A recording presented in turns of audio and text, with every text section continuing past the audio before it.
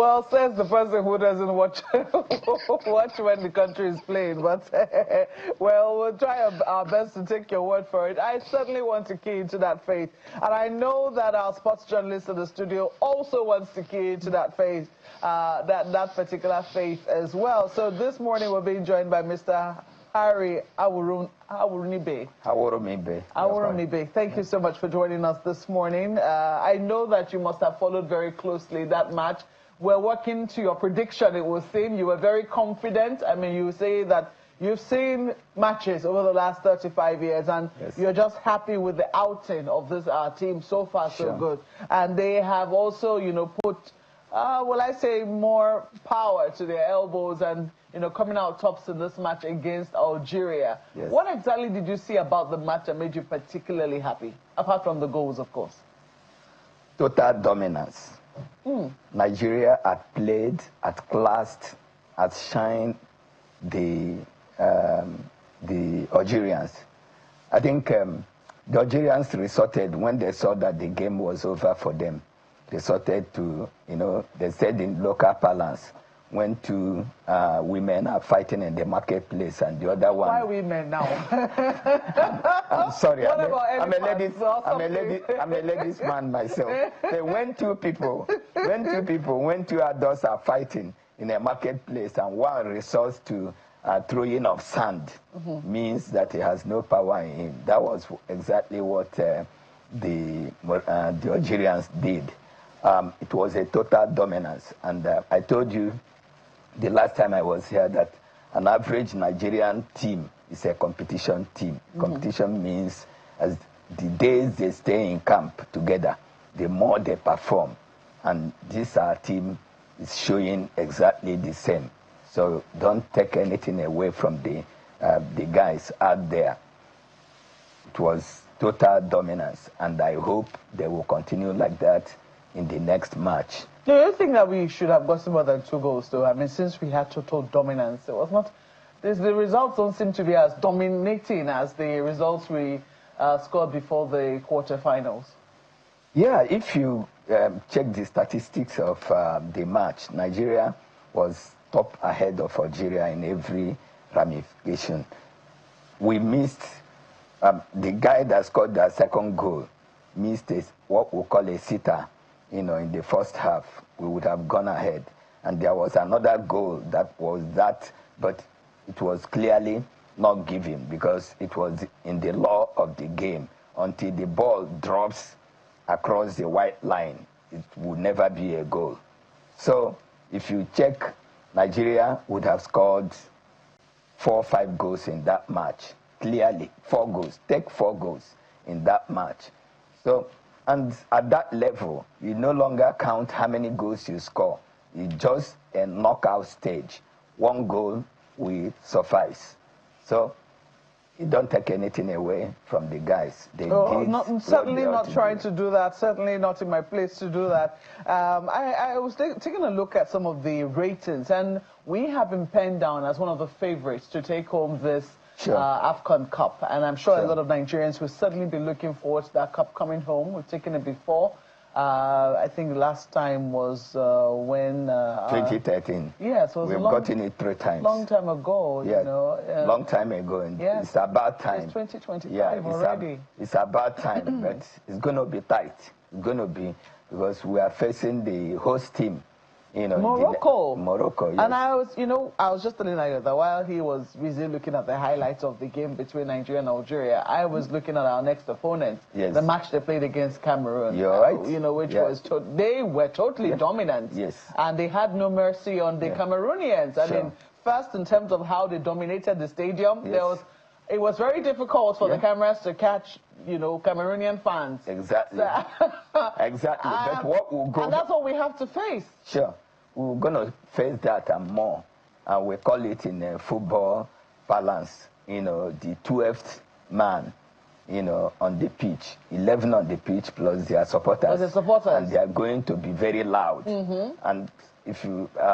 last year, July, we met such a thing. You know, also in Rabat, when our girls, our ladies have always performed, you know, had such a thing. Those are the kind of examples you should give, you know? Yes. Not to remember fighting in the I said I'm a ladies' man because I follow the women's game. So it's going to be like that. Yeah. But then our boys should be focused, and they should be focused. They are top quality players playing. In fact, Nigeria is the only team in that competition that had 100% foreign-based. So we don't have anybody there that is crowd shy, that with the noise on the stand, then they wouldn't do... They'll get distracted. Yeah, they won't be distracted. Is there any way they're prepared psychologically for those kinds of situations? Of course, the Nigerian team has a psychologist.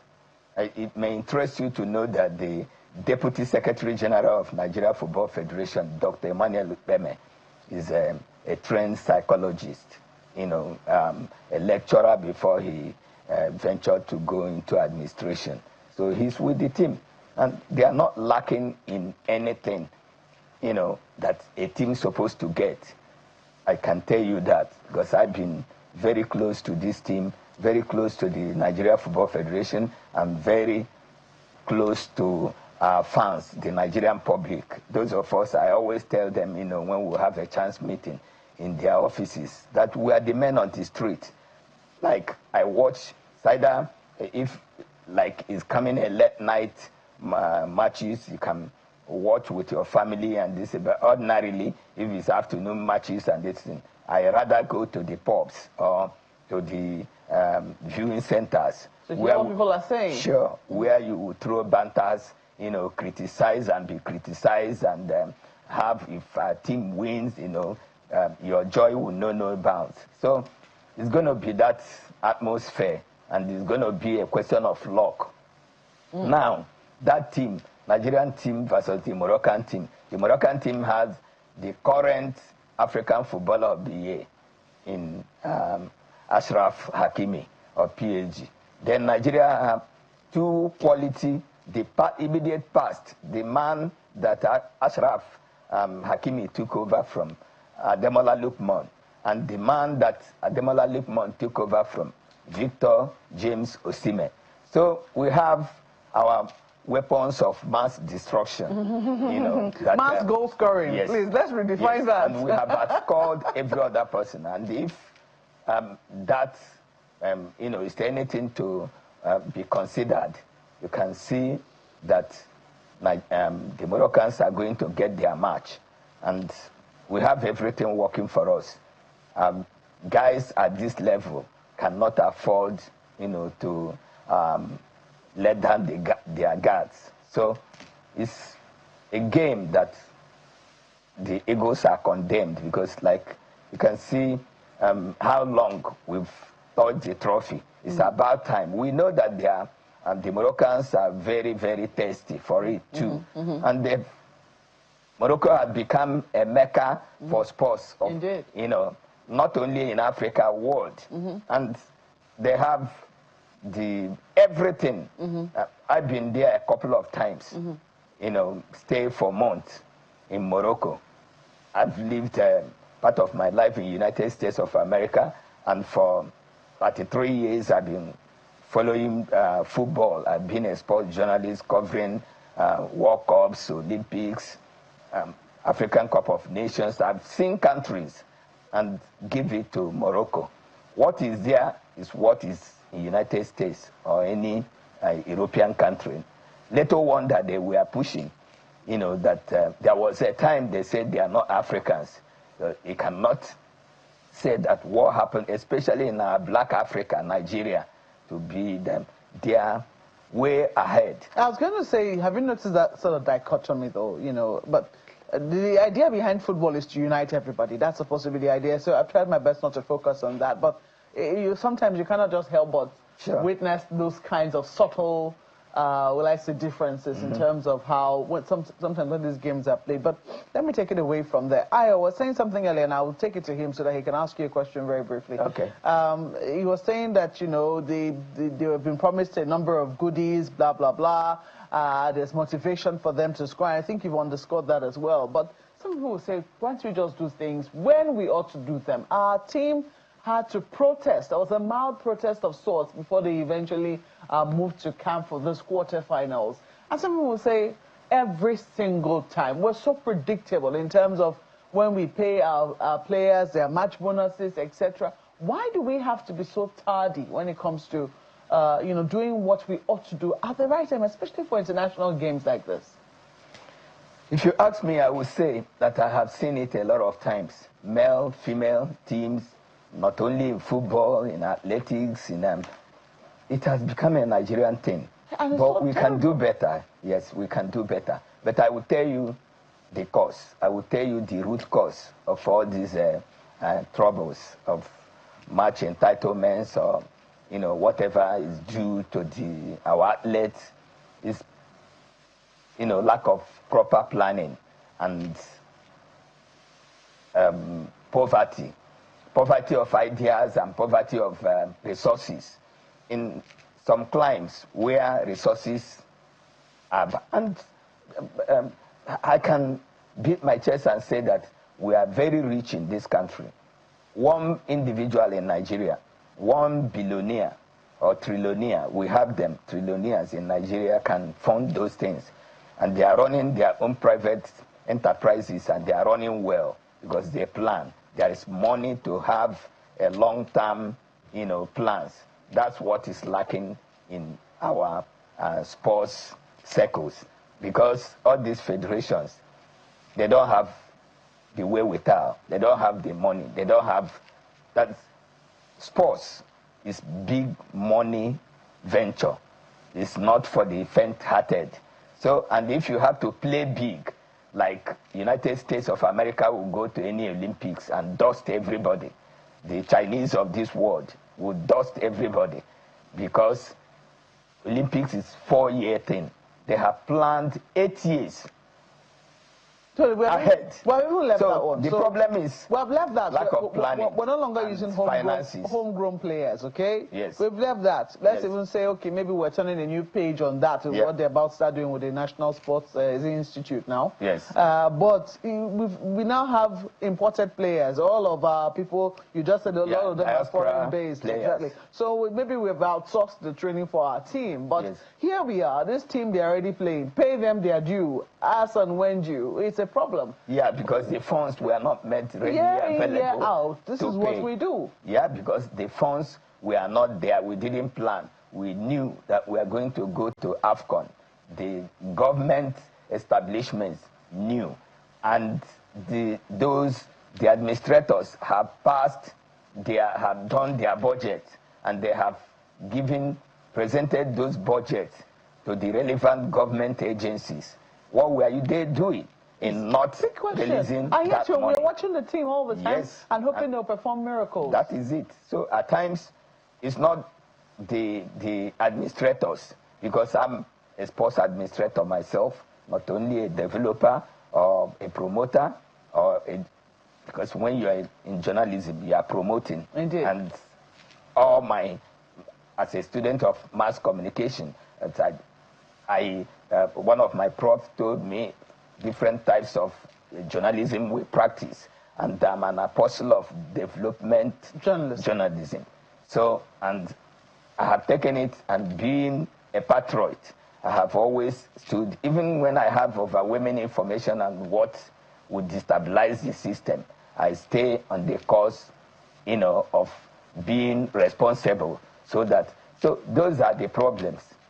Budgets are drawn, timelines are given, but those monies are not there. Yes, if the administrators, for example, say Nigeria Football Federation, they've given them the money and they didn't give to the players, yes, would have rolled. But the money is not. The money was not there. Yes. Oh, wow. Go to the National Sports Commission. The money they have pushed for the money, the money is not with them. So where is the money? They said the money is at the central bank. So when they release, that's when the players are going to get paid. It's such a shame, really. Yeah, but we should learn our players too. And what I advocate is that if they say in African proverb, said, hunger that has, idea that there's yam or in the barn cannot, you cannot die. You know that it's a question of time. So there is yam in the barn. Yes. The Super Eagles should, be confident that their hunger will be quenched. Yes. All right, let me quickly take this to Ayo now. I know that he will have one or two questions. Ayo, I have dominated this like the Nigerians dominated the Algeria match. But not to worry, you take your shot.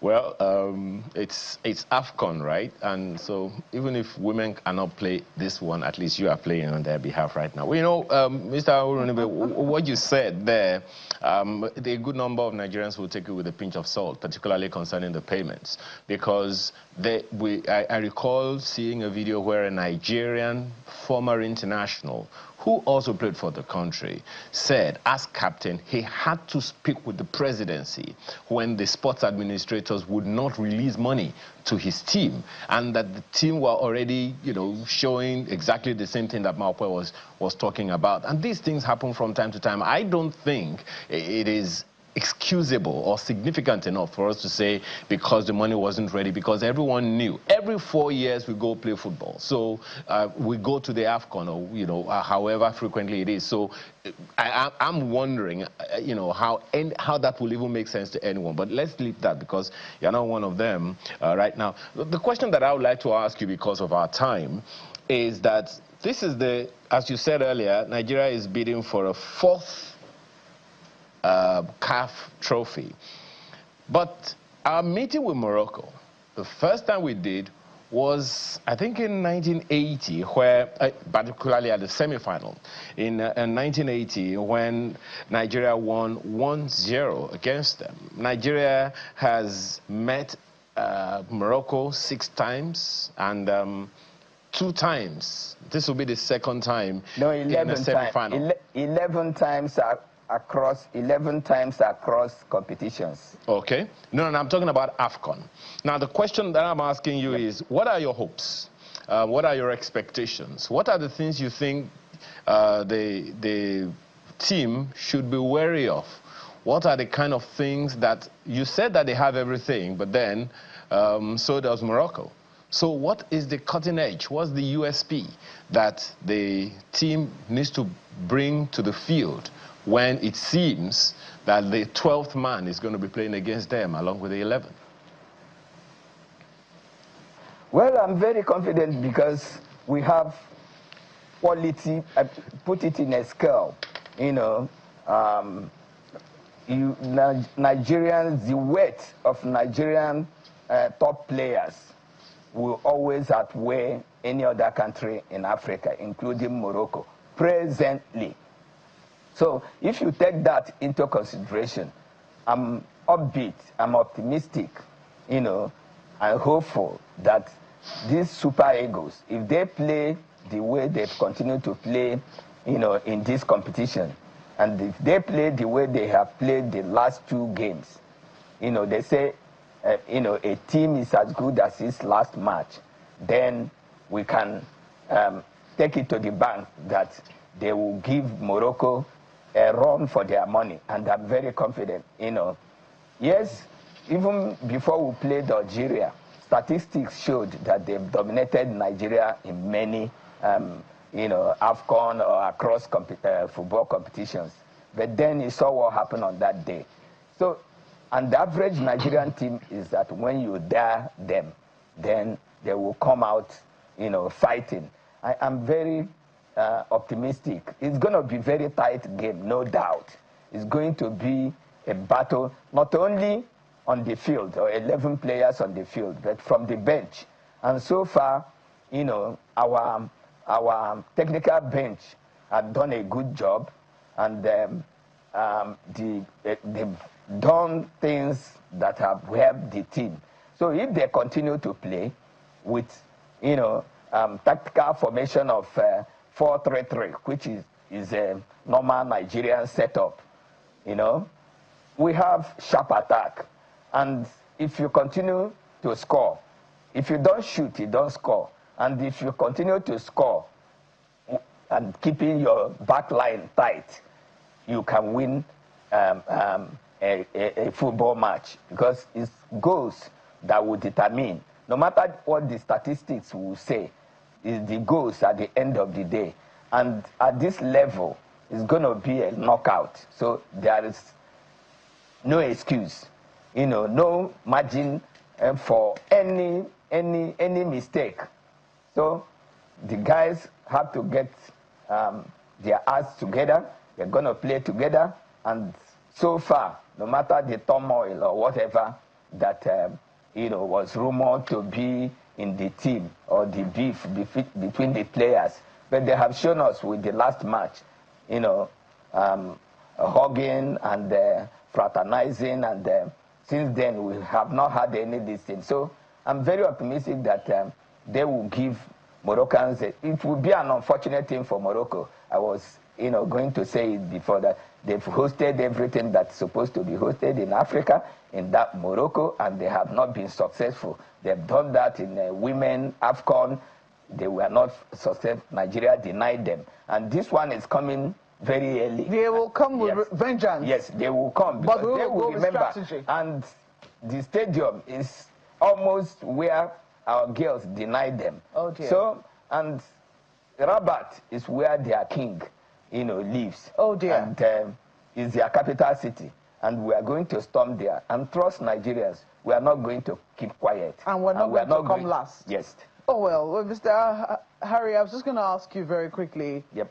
By what margin do you think we'll take this? Are you going to be asking your bet on how much, by how many goals we'll be taking this game? Do you think by odd goal? I think 2-1, 1-0 will do it. 1-0, 2-1. 1-0, 2-1. You think it's going to be tight? You don't think we'll get to penalties? Do you think? If we get to penalties, I'm not too sure. I'm not too sure of penalties. So you hope I want the match to end 90 minutes or 120 minutes, but in open play, because penalties are luxury. They should take a cue from what our ladies, what our girls did. We were 2 goals down, on a day or a stadium that I, even as a journalist, were denied entry. We had to struggle and say, I have my accreditation. I'm an accredited journalist and this and that. I'm a proud Nigerian. So we have to force ourselves at that. That's the atmosphere. Wow. Nigerians out there are going to face again, on Wednesday evening. So, but we remain calm, take the match as it comes, and at the end of the day. And if Nigeria, breezes past Morocco, then the cup, like they say in England, will be coming home. It will not be a breeze, that I can assure you. But we certainly look forward to our breezing past Morocco. We have to thank you very much for your analysis this morning, Mr. Harry Awurumide, who is a sports journalist, amongst many other things that he does. Thank you so much for your analysis. Thank you very much for having me. Well, go Super Eagles. What else can we say? We'll be looking forward to that match on Wednesday. But we'll take a break now on Sunrise Daily. When we come back, we'll be taking a look at the budget. Where is your money going this 2026? Please stay with us.